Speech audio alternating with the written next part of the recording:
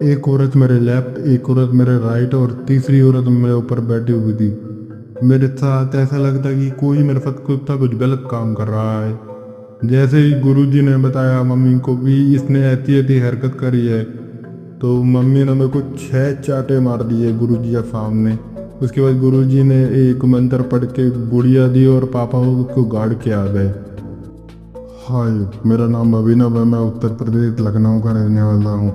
ये इंसिडेंट 2019 का है जो मेरे साथ मेरे परिवार के साथ हुआ था। मेरे परिवार में मैं, मेरी मम्मी, मेरे पापा थे। हम 3 जने ही थे। मैं इकलौता लड़का था इनका। कहानी ऐसी है, मेरी मम्मी की बहन यानी मेरी मासी की देवरानी एक डायन थी। इसके बारे में ना मेरी मासी को पता था, ना मम्मी को, ना पापा को, ना मौसा जी को, किसी को नहीं पता था उस बारे में।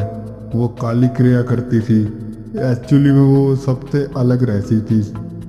एक बार ऐसे ही नाना जी ने एक फैमिली फंक्शन रखा है, रियूनियन टाइप की। बहुत टाइम हो गया, हम सब मिले नहीं, तो हम सब मिलने चलते हैं।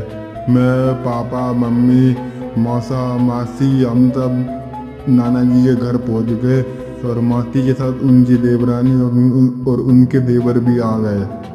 सब कुछ एकदम सही चल रहा था। सब हंसी मजाक खाते पी रहे थे।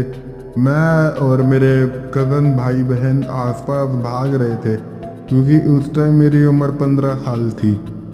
तभी मेरी मौसी जी के देवर वहाँ पे कुछ गुलाब जामुन टाइप, पता नहीं, मेरे को अच्छे से याद नहीं है इतना ज़्यादा।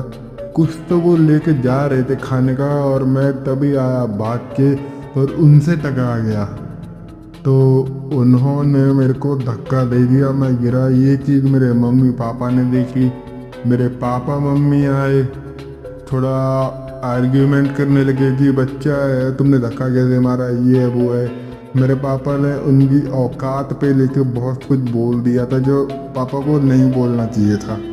नाना जी, नानी जी, मामा जी, मामी जी, सब ने छुड़वाया और समझौता करवा दिया। लड़ाई खत्म हो गई। लेकिन मासी की जो देवरानी थी, देवरानी को हम आंटी बोलेंगे, जो आंटी जी थी, आंटी जी के मन में बैठ गई इन्होंने मेरे पति को सुनाया कैसे, जबकि गलती इनके लड़के की थी।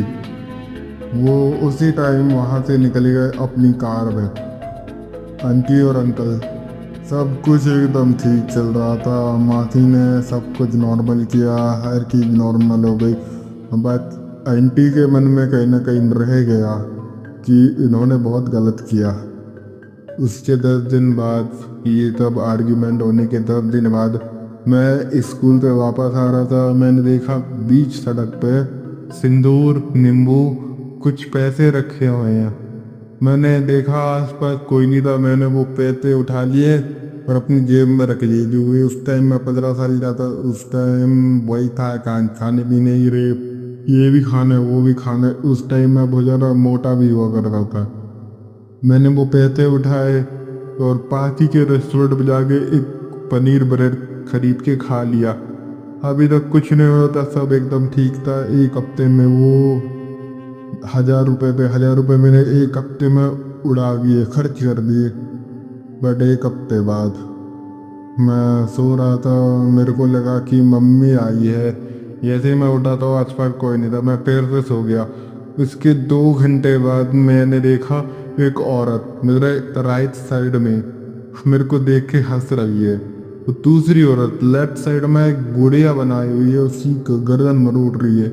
जब जब वो गर्दन मरोड़ रही थी, मुझे ऐसा लगा कि मेरी गर्दन में बहुत ज़्यादा दर्द हो रहा था। मैं चिल्लाना चाहता था, लेकिन मैं चिल्ला नहीं पा रहा था। मैं स्लिप पैरालिसिस में आ गया था। और जो तीसरी औरत थी वो मेरे ऊपर बैठी हुई थी। फिर जब अगले दिन मैं उठा, मेरे को लगा कि कोई सपना होगा, मैं भूल गया। अगली 3-4 रात मेरे साथ यही हुआ, मैंने किसी को नहीं बताया। बट 5वीं रात मेरे साथ ऐसा लगा कि किसी ने मेरे बाल एकदम खींच लिए हुए। मेरे बाल ऐसा लगा कि उखड़ गए हों एकदम से बाल। फिर मैंने मम्मी को बताया सब कुछ। मम्मी ने ध्यान नहीं दिया। मम्मी को लगा कि बचकानी बातें हैं, मजाक कर रहा होगा। मम्मी ने ध्यान नहीं दिया। और छठी रात एक सुंदर औरत आई मेरे पास। उस टाइम 15 साल का था, हार्मोन थोड़े थोड़े चेंज हो रहे थे। तो उस औरत ने मेरे साथ गलत काम कर दिया। वो गलत काम होने के बाद पूरा घर मानो हिल गया हो। पापा मम्मी सब एकदम उठ गई, मैं भी उठ गया, क्या हुआ क्या हुआ क्या नहीं हुआ।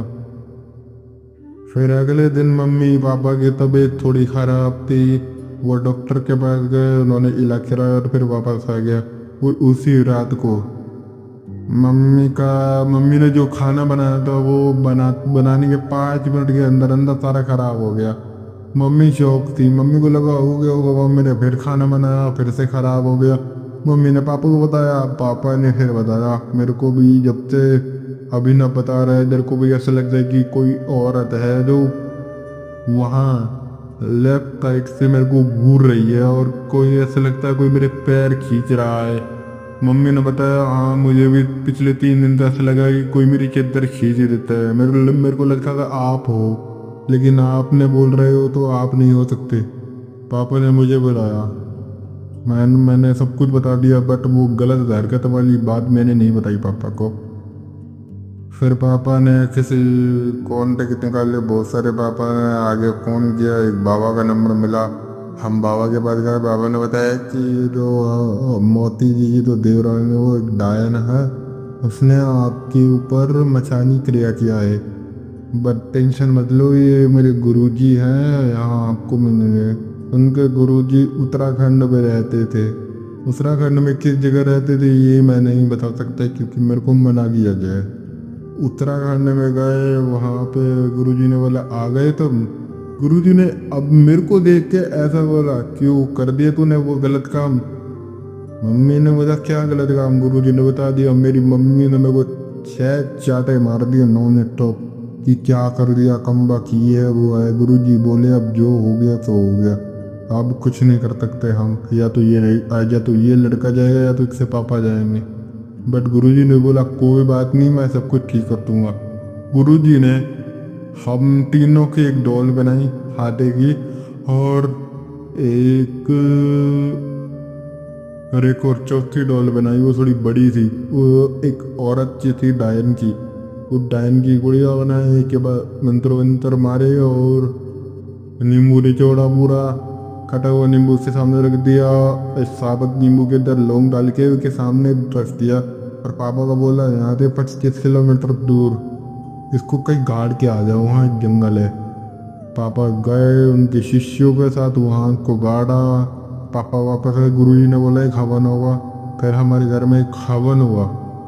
हवन होने के बाद गुरुजी ने बताया जब तक ये चीज़ें गड़ी हुई है, जब तक से जिस दिन ये चीज़ें निकल गई उस दिन आपके ऊपर मारण क्रिया हो जाएगी, फिर मैं भी आपको नहीं बचा पाऊंगा। उम्मीद है आपको नाइटमेयर एक्सक्लूसिव का आज का सफर पसंद आया होगा, आपकी भी नींद उड़ गई होगी। अगर आपको ऐसा ही अनोखे और डरावने अनुभव पसंद है तो हमारे चैनल को सब्सक्राइब करें और बेल आइकन दबाना ना भूले, ताकि कोई भी नाइटमेयर आपसे छूटे ना। हमारे लेटेस्ट अपडेट और बिहाइंड द सीन के लिए हमें फेसबुक और इंस्टाग्राम पर फॉलो करें। हमारे हिंदवेल नाइटमेयर एक्सक्लूसिव भी है। मिलते हैं अगले सफर में, तब तक अपने आस पास के अंधेरे से बच कर रहना।